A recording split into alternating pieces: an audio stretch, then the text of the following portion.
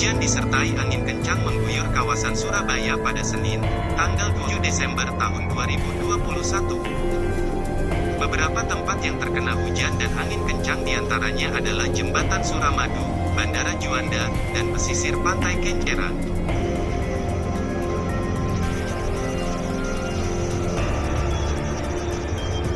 Karena angin kencang itu, banyak bangunan warga terdampak dan banyak pohon tumbang di jalanan. Karena peristiwa tersebut, pengguna jalan memilih berhenti dan tidak melintasi jembatan penghubung Surabaya Madura hingga cuaca buruk reda.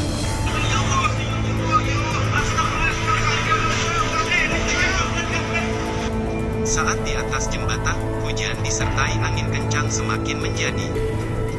Kasih Data dan Informasi BMKG Kelas 1 Juanda Surabaya Teguh Trisusanto mengatakan hujan deras disertai angin kencang ini diakibatkan awan cumulonimbus.